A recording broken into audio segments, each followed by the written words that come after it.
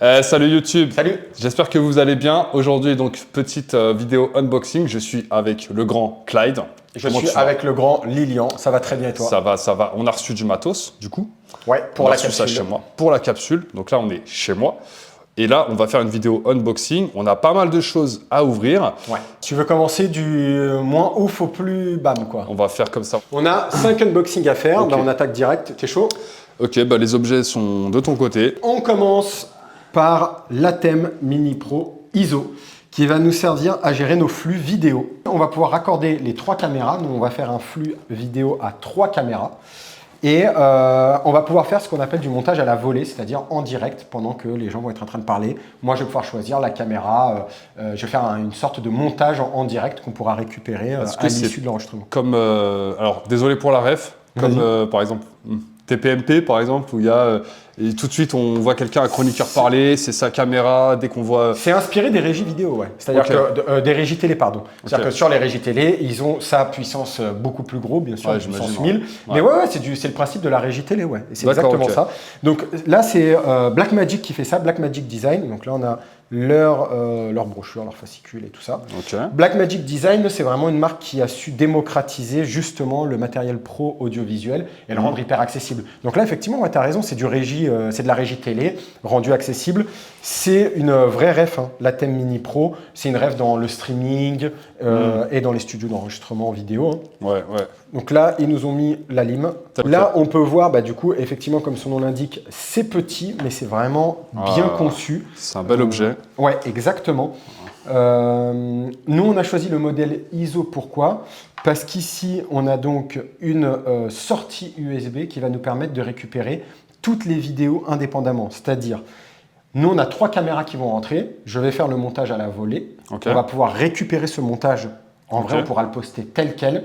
Mais si on veut retravailler en post-production, c'est-à-dire après le tournage, on va pouvoir récupérer ce qu'a filmé la caméra 1, la caméra 2, la caméra 3 et revoir le tournage. Donc si j'ai compris, parce que je me fais un peu le noob de la vidéo. Vas-y. Savoir j'y connais rien et c'est pour ça que je suis associé avec Clyde d'ailleurs pour la capsule.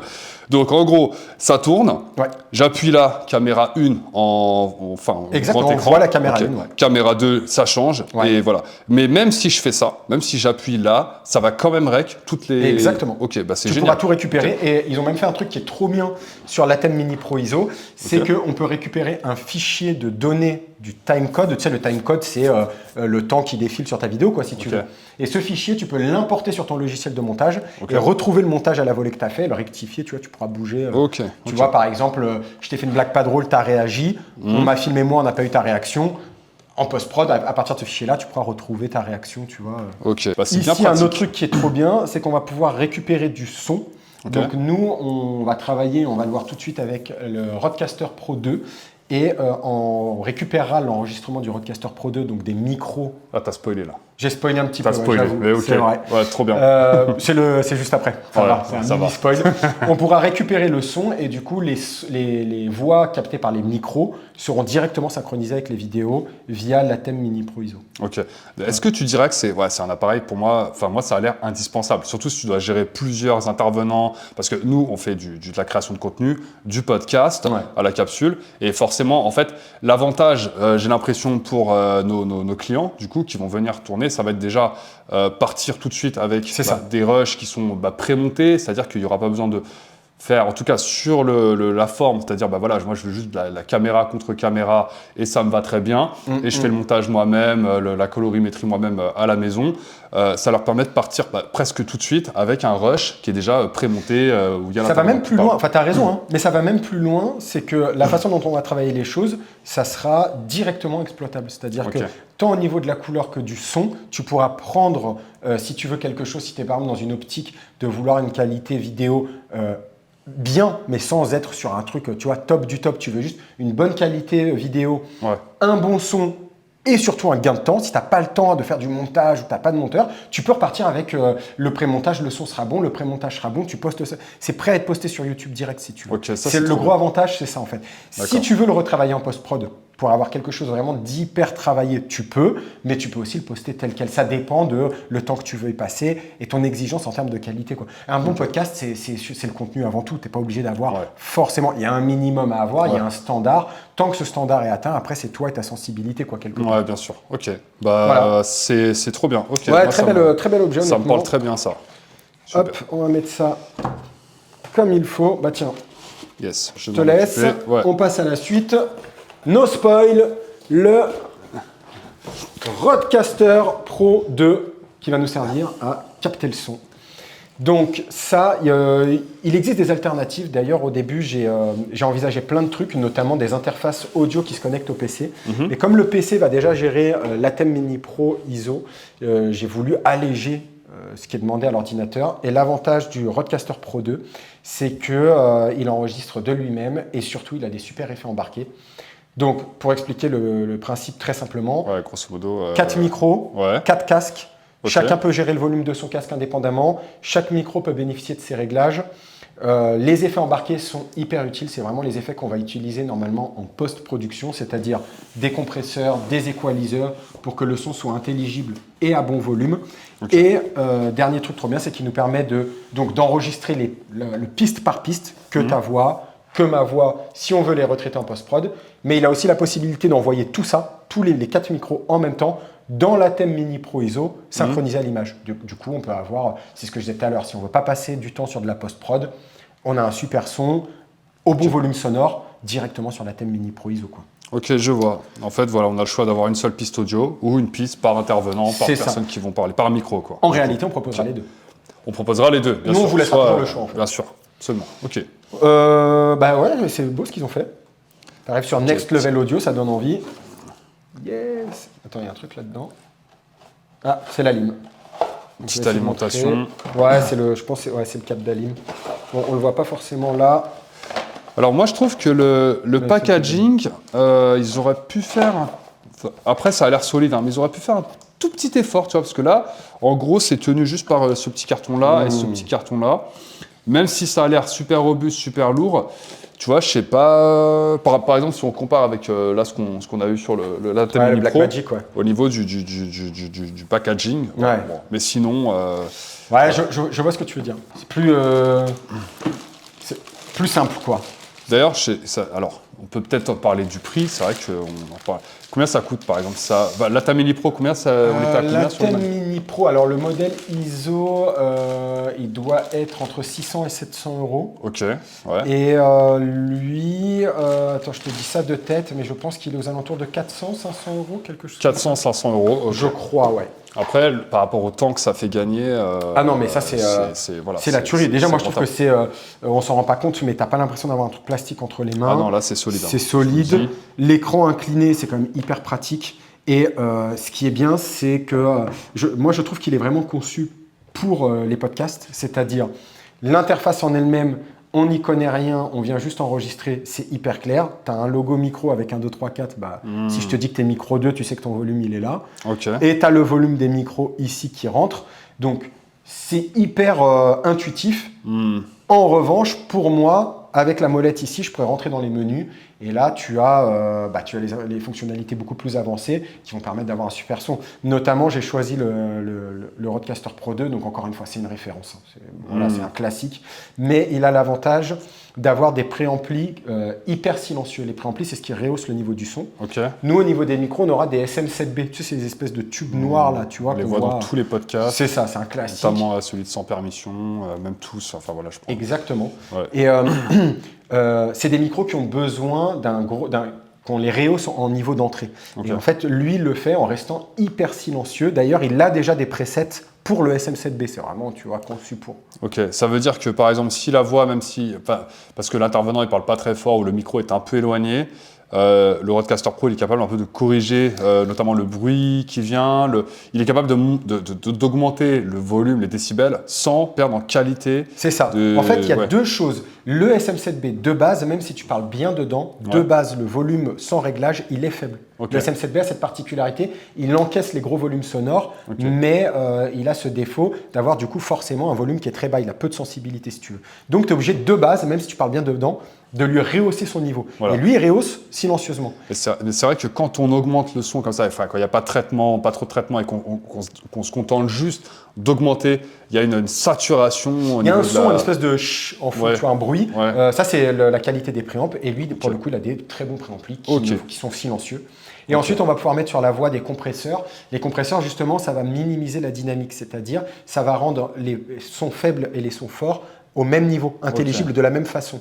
C'est ce qui fait ce son un peu radio, tu vois. Ce truc un peu où tu as l'impression que la voix, elle est là, quoi, tu vois, hyper intelligible. Donc ça, on pourra le mettre directement en entrée des micros, ce qui fait que quand ils rentreront dans les caméras, enfin du moins dans la thème Mini Pro ISO, le son sera intelligible et assez fort tout de suite, à condition de savoir l'utiliser. C'est-à-dire qu'encore une fois, il faut vraiment pouvoir rentrer dans le menu et connaître comment fonctionne un compresseur, comment fonctionne un équaliseur. C'est pour ça que tu es là. Mais voilà, ça c'est notre boulot. Mais j'en vois plein qui l'utilisent en le réglant mal et il y a des retours en mode « Ah, le son est trop faible ». De base, oui. Ça se règle. Quoi. Donc au final, ça peut être contre-productif d'utiliser ça si on ne sait pas le régler, si on ne sait pas l'utiliser. C'est comme c'est de la technique. Après, c'est de l'expérience. Connectique hyper simple, les 4 ports pour le micro, pour le casque, pour la sortie, récupérer l'USB, la lime. Voilà. Ok. Non, moi j'aime bien, franchement. Et puis là, il est esthétique. Parce que là, sur la boîte, j'ai vu, il y a des petites couleurs, tout ça. En vrai, quand il va être allumé, il y aura les couleurs. Exactement. Tu peux assigner des presets ici. Ça, en vrai, c'est bien de le garder près de vous pendant que vous enregistrez. Donc, il sera sûrement dans le champ, mais il a un côté hyper esthétique. Il est discret et en même temps, il est esthétique. C'est bien de l'avoir près de soi si on veut ajuster son volume de casque, tu vois. Ouais, bien sûr. Ok. C'est vrai que c'est pas moche. Donc moi, ça me dérangerait pas d'avoir ça dans. Au contraire, ça fait un peu pro. Ouais, c'est ça. Voilà. Tu mets ça en bout de table en fait. Tu vois, on est face à face. En bout de table, il y a le roadcaster qui siège, quoi. Voilà. Ok, trop bien. Trop bien. Merci beaucoup pour ces explications, Clyde. Avec plaisir. Je te laisse ranger ça. Bien sûr. Je passe à la suite. La suite n'est pas fou, mais on va parler images un peu. Je ramène ça tout de suite. C'est les pavotubes de chez Nanlite. Là, il y en a 4. J'en ai pris 4 parce que j'ai jamais travaillé avec ceux-là, moi, personnellement. J'ai travaillé avec les Astera, qui sont un peu le modèle au-dessus. Mais pour l'utilité de la capsule, les Nanlite sont hyper adaptés. On va voir pourquoi. Donc, c'est de l'éclairage. C'est des tubes LED, en fait. Un peu comme Philips, la gamme Philips Hue. Ouais, mais en pro. Pour le coup, c'est vraiment en utilisation pro. Alors, je vais en sortir. C'est vrai que Philips Hue, ça coûte cher. Et puis, après, niveau qualité, je sais pas ce que ça rend, mais ça coûte cher. C'est plus pour la maison, quoi. Ça a vraiment une utilisation pro. On va le voir sur plein de petits détails. On dirait un sabre laser. Avec la poignée et tout. Mais je trouve ça bien qu'ils aient fait une poignée, j'avais pas vu. Parce que des fois, en tournage extérieur, on peut l'utiliser face à son sujet pour l'éclairer ou pour mettre des lumières, par exemple des reflets, tu vois, violets par exemple, qui bougent. Mais j'avoue, tiens, tu vas essayer ton. J'ai envie de me faire un kiff, tu vois. Tu sais, la scène où. Tu l'as vu, le dernier film, un des derniers Star Wars, là. Ok, mais parle bien alors. Mais parle bien. Et en fait, à un moment, tu sais, la pièce est toute noire. Et on voit Dark Vador qui rentre, c'est tout à la fin. Ah ouais, comment il s'appelle. Le sabre laser rouge. Et le sabre laser qui s'allume comme ça, rouge et tout. On fera ça à la capsule si tu veux. On fera ça, ouais. On se fera un petit kiff. Ok. Particularité des pavotubes. Donc, on les allume ici. J'espère qu'on va bien voir à la caméra. Alors, on a un pas de vis ici qui est pour le trépied. C'est un petit 3 pieds pour le poser à la verticale. Le problème, et des gens s'en sont plaints, j'ai vu des gens qui faisaient des tests et qui ont fait des retours à Nanlite sur ça, visiblement ils vont le corriger, c'est que lorsque tu mets le trépied, ça vient cacher les boutons, mais surtout ça vient cacher l'USB-C qui permet de l'alimenter. Donc en fait, on est obligé d'être sur batterie. Parce que oui, j'ai pas commencé, j'aurais dû commencer par là. Ces tubes s'utilisent sur batterie et sur secteur. Donc ça, c'est bien pour des tournages en extérieur. Nous, à la capsule, ça nous permettra de le mettre à plein d'endroits sans forcément qu'il y ait des câbles. On les charge le soir. Et pour nos tournages, c'est sur batterie. Donc ici, on a 2 boutons. Le dimmer, qui est l'intensité lumineuse. Et il y en a un pour la température de couleur. Mais il faut savoir que ça, en fait, on peut les mettre sur l'appli de Nanlite. Ok. Et on peut choisir au pourcentage près l'intensité et la couleur. Ce qui fait que quand vous réserverez vos décors, vous pourrez dire, moi, mon podcast, je veux une dominance de violet, par exemple. Et ben, on pourra facilement régler l'éclérage sur des tons violets sur le décor, quoi. Ok, super. Non, franchement, on voit, ça éclaire. On aura de façon. Là, je suis même pas à fond et ça t'éclaire bien. Ouais, non, franchement, même moi, je sens là. Ils sont bien, franchement. Je me suis fait opérer des yeux, donc j'ai peut-être une sensibilité. C'est ça. Ok. Et donc là, on a un petit. J'ai détaillé tout ça. Dimmer, température de couleur, allumer, éteindre, allime. Le pas de vis avec le défaut dont on a parlé, donc nous on n'utilisera pas. Mais ça, basiquement, ça va être mis dans le décor plutôt. On aura des lumières plus fortes et plus ciblées pour les gens, puisque l'idée c'est d'avoir le sujet qui parle très bien éclairé et une lumière comme ça d'appoint sur le décor pour créer un contraste fort, quoi. Ok, super. Bah, franchement, ça va nous être bien pratique. T'en as pris 4. On en a pris 4 au début. Ça coûte combien, ça Le pack, là, on l'a eu à 300 et quelques. Il doit avoisiner les 400 €. Il ne doit pas atteindre les 400 €. Donc, on est à 100 € par tube à peu près sur ce pack de 4. Okay. Honnêtement, on va en prendre d'autres. Là, j'ai voulu les tester. Je vais me faire la main avec. Mais de ce que j'ai vu sur le net, à mon avis, ça va le faire. Le faire, donc on en prendra d'autres. On passe à la suite. On passe à la suite. On va arriver au boss final pour moi. Ouais. C'est parti, on va passer à la caméra et à son objectif. Donc, on en a 3 comme ça. Alors, qu'est-ce que c'est que ça ? Si vous suivez Lignan sur LinkedIn, vous avez pu voir la photo de tout cumulé là. Absolument. On avait tout en x3. Donc, pourquoi le Sony Alpha 7 IV ? En réalité, j'ai beaucoup hésité avec la cinéma caméra de Blackmagic, la Sika Pocket. Ouais. Et c'est une caméra qui est donc axée fiction. Moi, c'est vrai que je viens de la fiction. Et en fiction, on est en tout manuel. Et c'est pas forcément adapté à la capsule. Donc, j'ai longtemps hésité et je suis parti sur l'Alpha 7 IV pour 3 raisons majeures. La première, c'est son autofocus. Le focus, c'est donc le point, la zone de net. L'Alpha 7 IV a la possibilité on peut lui dire, fais le point sur Lilian, et même s'il bouge son micro devant quoi, il va garder le point sur Lilian. Tu peux bouger, tu peux dire. Okay. Contrairement à la Blackmagic, qui est une super caméra de cinéma, mais qui est manuelle. C'est cinéma, donc on est en full manuel. Le point, il faut le faire à la main. C'est-à-dire qu'une fois que je l'ai fait sur toi, si pendant ton podcast, tu te penches vers ton invité, tu bouges, tu te mets un peu avaché sur ton fauteuil, bah, tu pourrais sortir de la zone de net, quoi. Okay. Ça serait problématique.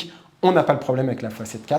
Deuxième point hyper important, il réagit hyper bien en basse luminosité. J'ai vu des tests de mecs qui prennent des photos et des vidéos dehors en pleine nuit avec juste un éclairage public, quoi. Le résultat, il est genre archi bien. Ah ouais. Les noirs, ils bruitent pas trop. Évidemment, dehors un petit peu. Oui, parce que des fois, quand ça filme, moi je le vois par exemple quand on filme avec l'iPhone, des choses comme ça, quand je filme du noir, c'est vrai qu'après, quand tu l'ouvres, en fait, tu as des petits grésillements, c'est ça. Des petits points. Ça s'appelle du binding, c'est des petits artefacts, des choses comme ça. Ça bouge un peu dans les basses luminosités. Lui, non. Pourquoi c'était important pour la capsule ? Parce qu'on va vous faire une belle image contrastée. Le sujet sera bien éclairé, mais le fond sera dans les décors sombres, en tout cas dans un truc un peu intimiste, un peu sombre. Et je voulais que les sombres soient profonds, qu'on ait des zones d'ombre très profondes. C'est ce qui va créer ce contraste, ce qui fait que le sujet va bien se découper à l'image. L'image va bien sortir, on verra vraiment net. En fait, le sujet sera net, il ne va pas se fondre dans le décor comme on peut voir sur certains. Moi, j'ai vu là certaines vidéos récemment. Ça fait un peu amateur, c'est-à-dire qu'en fait, on voit le sujet qui est sombre parce que le décor derrière est sombre. Il est aussi. En fait, ils ont le même degré d'éclairage et ça fait une image. On a une sensation d'image plate. Le sujet se découpe pas et puis surtout, ça met moins en valeur les décors. Les décors, même s'ils sont très beaux, avec un mauvais éclairage, ça les rend un peu fades comme ça, un peu plat. Là, on va créer une vraie sensation de contraste et de profondeur. Je vois que tu m'as pas attendu, alors tes appels plus importants, c'est les trucs que tout le monde lit, là, les garanties, c'est ça ? J'étais pressé de l'ouvrir, mais les garanties. Trucs que personne lit, en vrai. Très important. Et, très beau. Alors, on a deux câbles. Bon, ça, c'est vrai que c'est pratique d'avoir à chaque fois une connectique si on enregistre aux US ou ailleurs. Voilà. Okay. Et puis, le câble USB, c'est de l'USB-C. USB vers USB-C. La sangle. Que nous n'utiliserons pas, mais comme c'est un hybride, on peut faire de la photo, on peut être amené à se déplacer avec. J'imagine que là, c'est les batteries. Donc, tout est très bien emballé, franchement. J'adore. Là, ça ne bouge pas d'un millimètre. C'est super bien emballé. Je pense que c'est la batterie pour le. Ça, c'est pour brancher l'alimentation comme ça. Donc, on doit avoir la batterie. Ah ouais, elle est plus lourde. Ok. Donc là, effectivement, Ok, donc voilà. Ça se branche comme ça. En fait, ça, c'est pour brancher tout l'appareil. Voilà. La batterie. Ok. D'ailleurs, en parlant de batterie, il nous faut. Est-ce que c'est intéressant d'avoir quand même plusieurs. Enfin, je pense que oui, mais plusieurs batteries d'avance.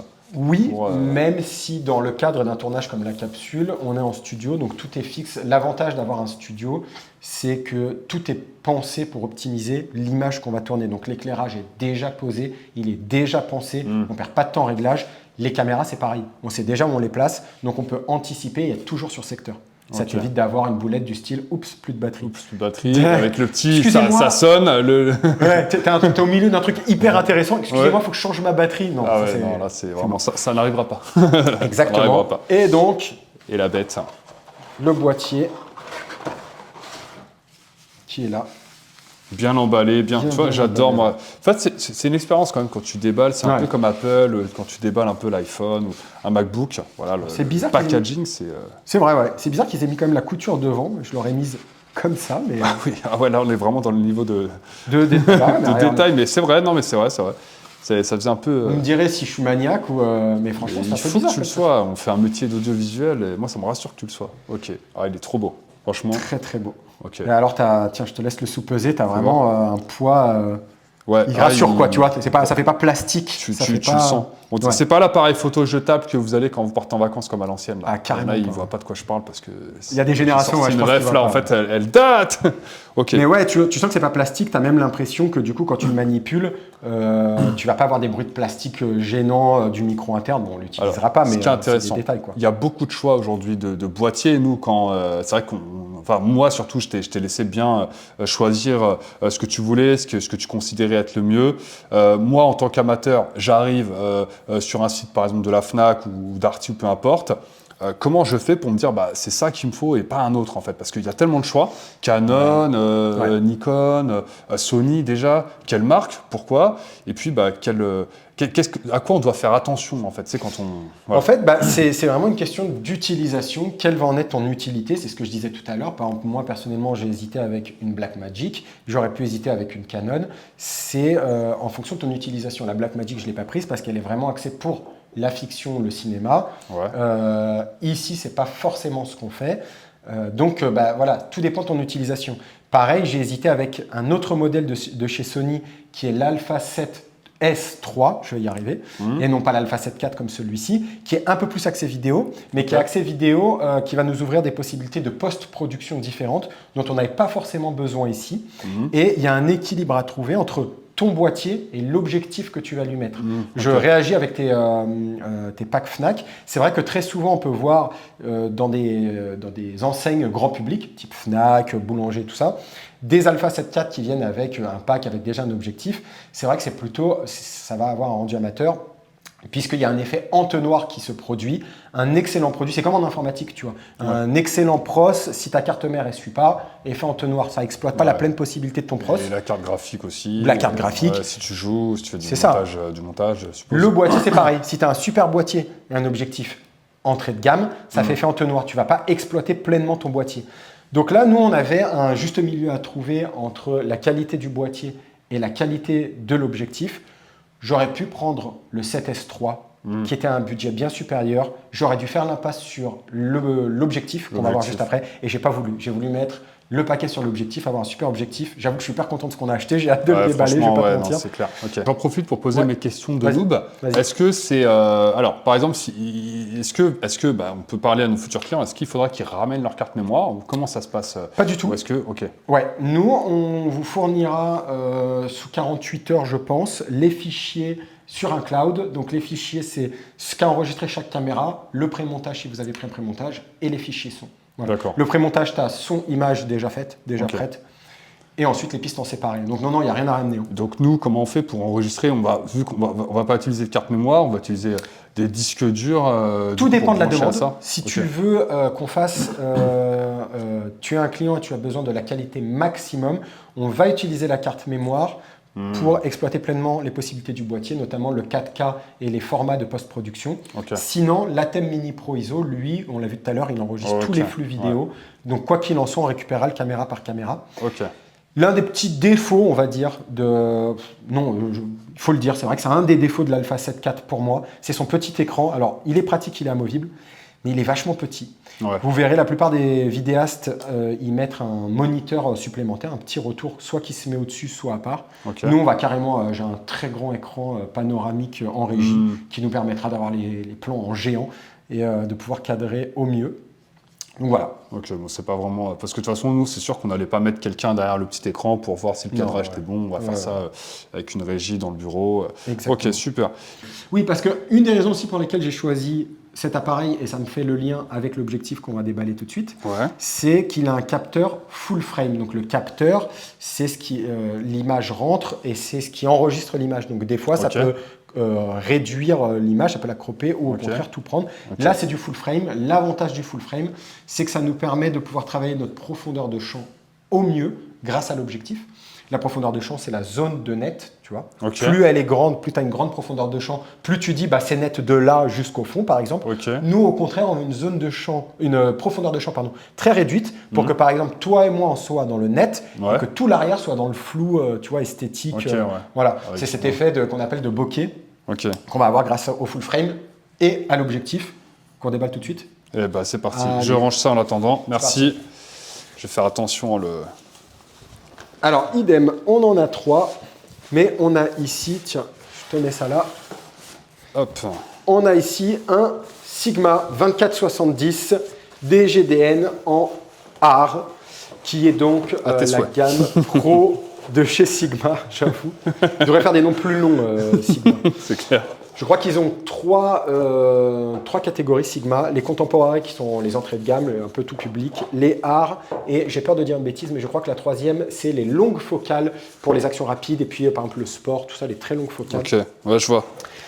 Nous, on a pris l'édition art parce que c'est vraiment la gamme professionnelle de chez Sigma, et surtout qu'il a une ouverture à 2.8, ce qui va nous permettre d'avoir une grande luminosité, beaucoup de lumière qui rentre, et une petite profondeur de champ. On parlait des packs Fnac tout à l'heure. Franchement, l'Alpha 7 IV vient avec des objectifs, soit l'objectif Sony de base, soit des Sigma entrée de gamme. Très honnêtement, il ne faut pas utiliser ça. Déjà, ça bride, comme je disais tout à l'heure, le boîtier, et on a un rendu qui va pas être professionnel. Il y a des standards aujourd'hui à avoir de luminosité, de profondeur de champ, d'esthétisme. Moi, je vous conseille vraiment pas. C'est bien pour se faire la main. Si vous avez envie de tourner vous-même, par exemple même à la maison ou quoi, il vaut mieux, comme je disais tout à l'heure, prendre un boîtier peut-être un tout petit peu moins performant et avoir un objectif qui suit. Il va falloir reprendre tout ça. Pareil, les petites warranties. C'est ça, les petites warranties que tout le monde lit. Tout le monde lit, très important. C'est un sticker, tu pourras le mettre où tu veux. Là. Je crois que je vais le mettre au-dessus de mon lit, tu vois. Grave. Il y a marqué... ça c'est stylé. J'allais dire, le packaging, il est vraiment minimaliste. C'est un carton. Ouais. J'avais peur un peu de trouver du papier bulle à l'intérieur. Mais en fait, ils ont mis... Donc, on a ici une sangle. Une sangle. Et en fait, il y a... Ils ont prévu de mettre un petit rangement. Moi, j'aime bien quand ils font ça, tu vois. Quand ils mettent... Alors, c'est molletonné. L'emballage à l'intérieur du... Quand ça te permet de le transporter. Parce que là, tu peux le transporter, tu peux le... Et le stocker. En fait, un objectif, ça craint énormément la poussière. C'est pour ça qu'il y a des caches devant et derrière l'objectif. Parce que le moindre petit truc de poussière, ça peut te faire une tâche énorme à l'image. Et quand tu dois le stocker, même si les caches, ça peut être suffisant, ça, c'est hyper cool, quoi. Tu te mets ça sur ton étagère de rangement et tu es sûr que ton objectif, il est à l'abri de la poussière, de la lumière excessive, si ça donne... sur une fenêtre. Même une petite poussière, ça peut te flinguer l'image, quoi. Ouais. En fait, il faut se dire qu'une petite poussière dedans, tu as le capteur qui est là, tu as l'objectif qui est collé, donc une toute petite poussière va apparaître immense proportionnellement. Ça peut faire ou une zone de flou, ou une zone d'un peu de tache, c'est l'ennemi à bannir, la poussière. Ouais, très très joli. Et du coup, on a... Wow. Yes. Okay. J'avoue que j'étais hyper pressé de l'ouvrir. Il m'excitait à mort cet objectif-là parce que voilà, je sais qu'il est ça a l'air super qualitatif. Waouh. Je sais pas, fort. Tu le sens dans la main. Un peu, je dirais un tout petit peu plus lourd que le boîtier. Ouais, je pense qu'ils ont des poids qui se valent pas mal, ouais. C'est incroyable en fait. Et donc, et donc c'est grâce à ça, je peux tourner là. Ouais. tu vas avoir une molette crantée qui est celle de la focale, voilà. Là, tu changes la longueur de focale, donc on va du 24 mm au 70. Le 24, ça va être grand angle, ça va être bien pour, par exemple, 4 autour de la table. Le plan, on veut voir tous les 4, 24 mm, c'est large, on voit tout le monde. Et par contre, pour le côté portrait, si on filme par exemple que Lilian qui parle, on va plutôt se mettre en 50 mm pour avoir un joli portrait et un flou naturel.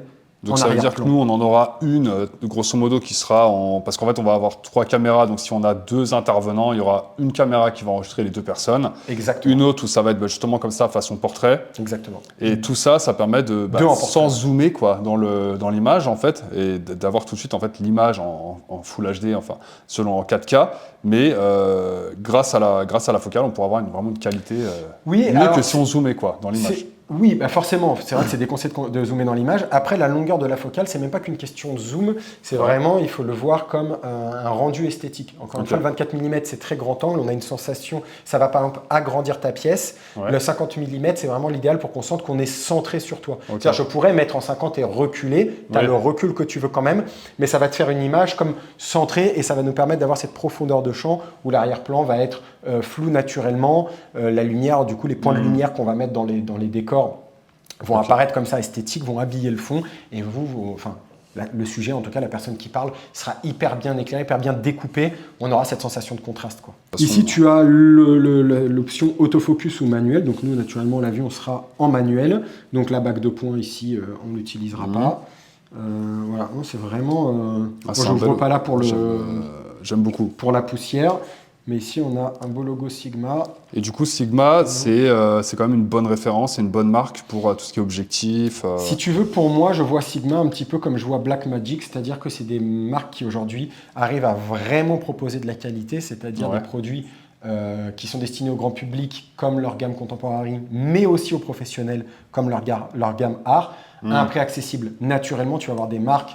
Tu as des objectifs beaucoup plus chers, des Zeiss qui sont des marques par exemple références qui vont être beaucoup plus chères, qui vont être professionnelles cinéma par exemple. Mais je trouve que Sigma a vraiment ce truc de rendre le matériel professionnel accessible, comme le ferait un Blackmagic, quoi. Ok, super. Bah franchement c'est parfait. Alors je sais plus si c'était dans ce sens-là ou alors, tu peux voir ici que tu as le petit renfoncement. Un petit trou, donc c'est par là. Ok. Exactement. Voilà. Comme ça, voilà, on en a 2 autres comme ça. On a les caméras aussi. On a tout en 3. Donc là, en fait, en tout, on a commandé là ce qu'il y a. 3 objectifs. On a fait le tour. On a 3 objectifs, 3 boîtiers. On a pour des. Là, sachant que c'est la première. Hein. Là, ça. Le boîtier. On a le Rodecaster. Pour le son. La Thème Mini Pro pour la capture vidéo. On a les 4 pavotubes de chez Nanlite. Donc voilà, ça c'est notre première commande. Et c'est que la première. C'est que la première. Voilà tout ce qu'on a commandé pour la capsule, les amis. Ouais. Voilà avec quoi on va vous accueillir. Et là, c'est la première commande. C'est la première. Parce que là, on a beaucoup de... C'est tout ce qui est image, effectivement. Qu'est-ce qui va nous manquer ? Le son. Manque le son. On va nous manquer les micros, les SM7B. Il va nous manquer les pieds, les câblages, etc. Ok. Il nous manquait de la lumière. Est-ce qu'on fera une vidéo on fera une vidéo. Est-ce que lumière, ça sera fun. Il y aura des trucs à tester parce que la lumière, c'est vraiment important. Je pense qu'il y aura pas mal de trucs à faire. Et puis il nous manque encore les trépieds. Enfin, en vrai, là, c'est vraiment un début, quoi. Si vous avez besoin de plus d'informations sur quelque chose qu'on a présenté dans la vidéo concernant le matériel, visuel, laissez un commentaire. Clyde se fera un plaisir, on fera une vidéo détaillée sur quelque chose. De toute façon, quand on va brancher tout ça, on fera une vidéo de la capsule en mode c'est branché, regardez comment on fait, etc.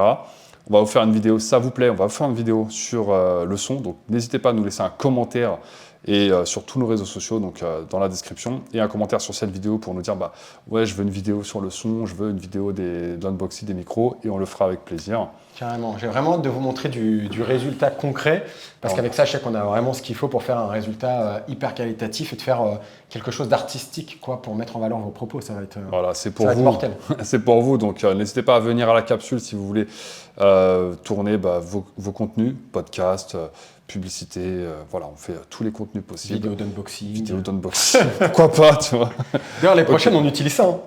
Bah carrément, ouais, carrément. Là, c'est la dernière fois qu'on utilise le matos qui est là. Bah, tu lui dis au revoir? Ouais, bah ouais, merci. Et d'ailleurs, on dit au revoir à ta cuisine aussi, en vrai. Enfin, on dit au revoir à la cuisine, on dit au revoir au bruit de la machine à café, au bruit du lave-vaisselle, que vous n'avez pas entendu parce qu'on a fait un traitement, mais... Les prochaines vidéos à la capsule, direct. Les prochaines vidéos seront tournées à la capsule et ça va faire bizarre, donc dites au revoir à tout ça. Vous voyez même pas ce qu'on a fait là pour faire tenir Ouais, c'est vrai.